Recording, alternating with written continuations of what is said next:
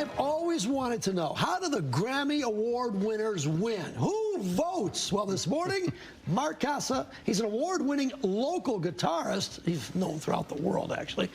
But this guy votes. There's a lot of people that vote, but he's one of the people that votes for the Grammy winners. Mark, good to see you. Thanks for having me on the show. How did you get involved with the Grammys anyway?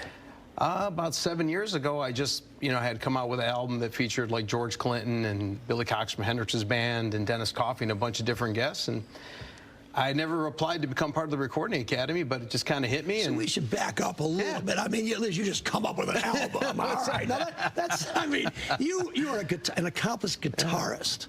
What kind of music do you play?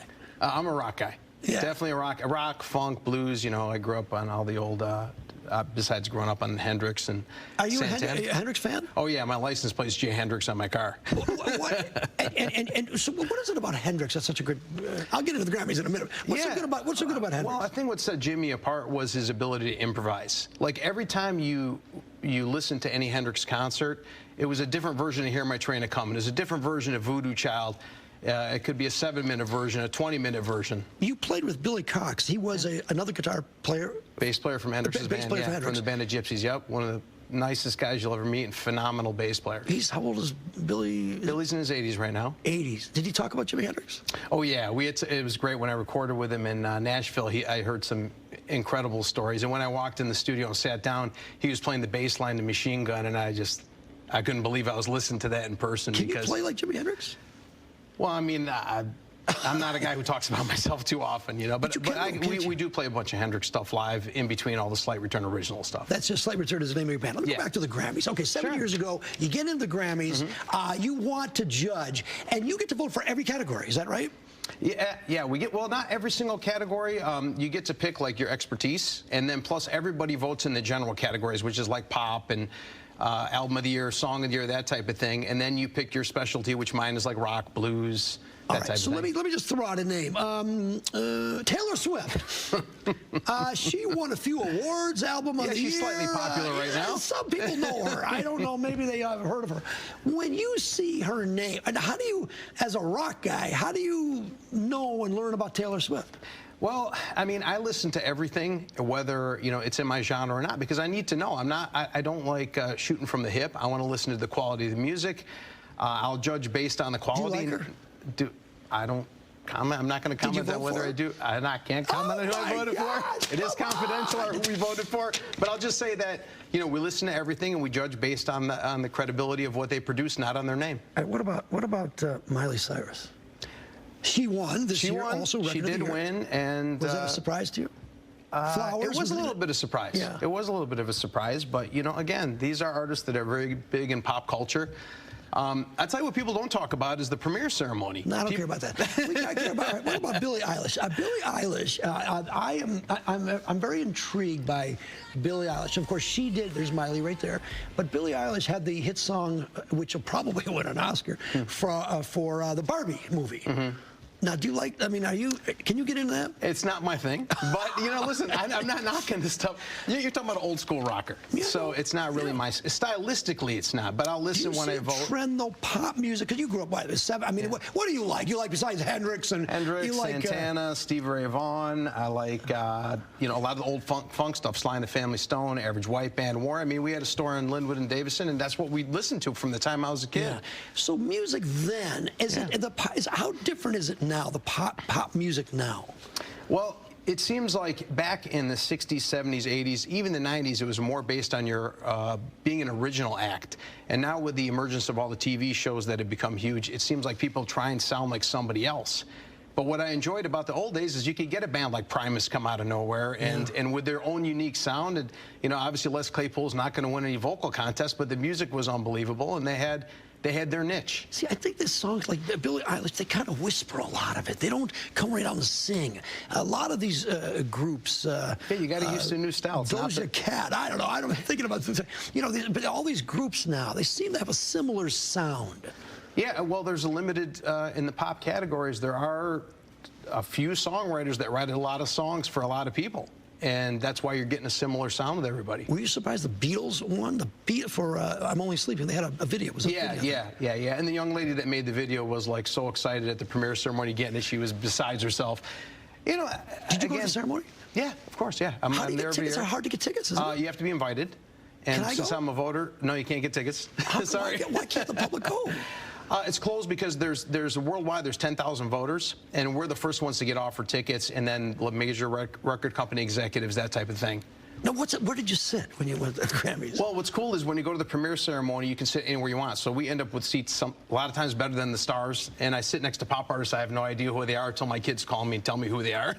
Really? Yeah. And then we go to the main ceremony at the Crypto.com Center, which the former Staples Center, the artist formerly known as Staples Center. Staples. So actually, there's a, and people don't know. You alluded to it a little bit. There's actually about 6-7 hours or so of Grammys, but they only televise the last 2 or 3 or so, the bigger categories. But there's a whole bunch of other categories and you get to sit through all of them. Absolutely, and that is my favorite part of it because the first 3 hours are the first 80 awards, which include blues, rock, classical. I was there when Greta Van Fleet won their Grammy. From Frankenmuth.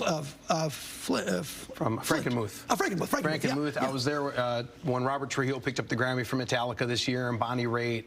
And all those categories, I wish they'd show those on TV. But they're great. I saw Chick Corea play during the premiere ceremony a couple of years ago. Are you starstruck by any of these people? No, they're people like us. Do you talk to, hey, Greta Van Fleet people, do you talk to them? Yeah, I don't mind. Just go up and talk to them. It's like, it's no different than going to any other convention. They're like 20 years old, aren't they? Was that? They're like 20 years old. Oh, the young artists? I don't even know who they are. Because, I mean, like, if I see them in person, my kids know, not me. I know the older people. What is it like? Now, you've got some ties to Ted Nugent's band, Derek St. Holmes, who was a guitar player for Nugent, right? Yeah, he sang all the hits. People don't know. Derek sang, Stranglehold, Hey Baby, Just What the Doctor. Nugent did Cat Scratch Fever. Yeah. But 3 of the biggest hits were Derek, and people don't know he's a killer guitar player. You know, Ted's obviously a great guitar player, but Derek can hold his own. He's amazing. Mark, you're a Chaldean background, right? Yeah. What did now, are there a lot of Chaldean guitar players out in the world? No, especially the style I play. You know, I went in 1990. I left, before the internet and before cell phones. I left to Los Angeles and went to Musicians Institute, graduated from there. How old were you? 20s, like, I don't know. What did your parents say about that? Oh, trust me, none of my relatives were happy. They're like, business, no music. Did they own a store? Yeah, we're in the grocery business. Yeah. Okay. Chaldeans were in the grocery business, and I went out there, and the school was founded by Howard Roberts, who was the one of the main guitar player for the Wrecking Crew, which in Los Angeles, which wrote so many huge hits for different artists that you never found out who the real writer was. It was them. Yeah. But you had a guitar. You were playing guitar before, obviously. Absolutely, yeah. Take an entrance exam to get in. So you must have been. Your parents must have said, "Well, this guy's pretty good." They knew once I started staying home, and every free moment I was, practicing and doing what I did, that I was serious about it. Listen, serious about it. You won this year in England, Band of the Year and Guitar Player of the Year. Yeah, I mean, we're very happy. There was you're a humble guy, but that's a pretty big. You're up against some big deals, right? Yeah, we independent publication out there. I don't know who put my name in the hat, but they checked out all of our music and said, "Hey, you're the Band of the Year." So I was on the public cover of the publication for a year last year, and then this year for Guitar Player, I'm on the cover. Who is Buddy Miles? Buddy Miles, one of the greatest musicians that never got his due. Everyone thinks of him as the drummer for Band of Gypsies. There's so much more to him. Buddy had a dozen albums. There's no one out there that's played with more huge artists than Buddy. Buddy played with Jimi Hendrix, Santana, Stevie Ray Vaughan, Eric Clapton. He jammed with all these guys. Muddy Waters, Buddy Guy. I mean, the list is like so long I'll never remember. And you've got a tribute to him, March 1st, Dearborn. Yep. At the Performing Arts Center there. Yep, the Michael Guido Theater. Yeah, it's going to be great. We have some incredible artists on the bill. Dennis Chambers, who's in the Modern Drummer Hall of Fame, one of the greatest of all time. Played with Santana on Problem Funkadelic. Tony Lindsay, who's 11-time Grammy Award winner.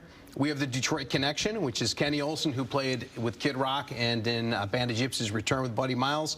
Jim McCarty from Detroit, who played on Buddy Miles' first 2 albums and had one of the albums was produced by Jimi Hendrix, so he got to jam with Hendrix and had to record an album with Jimmy looking over his shoulder. How'd you like to be in that position? Yeah. And this event, by the way, is open to the public, right? March 1st. Absolutely. March 1st, we have the Woodward horns playing because Buddy had a horn section in his originals, and you'll hear music you're familiar with because Buddy toured with Carlos Santana. So you hear some music from those days with Santana and Hendrix and all kinds of stuff. There's the information right there. Who would you like to jam with, dead or alive? Either one that if you could. Jimmy, first and foremost. First, Jimi Hendrix, of course. Stevie Ray Vaughan. And I'd say Carlos Santana, those three. I'd love to get into a jam session with those Carlos guys. Santana, he's coming to town, isn't he? Yeah. And I work with members of his band, like Andy Vargas, who sings for him. He'll be in town singing for him, and Tony. So. Did you vote for Beyonce when you? I can't comment on my vote. You're not going to get it out of me. I got to stay confidential. Mark Kassa, right? Yeah. Mark, thank you for being here. Oh, thanks for having me. I really appreciate it. I'm intrigued by all these people. And thanks to our friend Wally Jadon for introducing us to MEA. Well, that's right. We want to do that. That's right. Thank you, Wally, as well. Thank you, Mark. I appreciate it. Thank you very much. Coming up next, the local.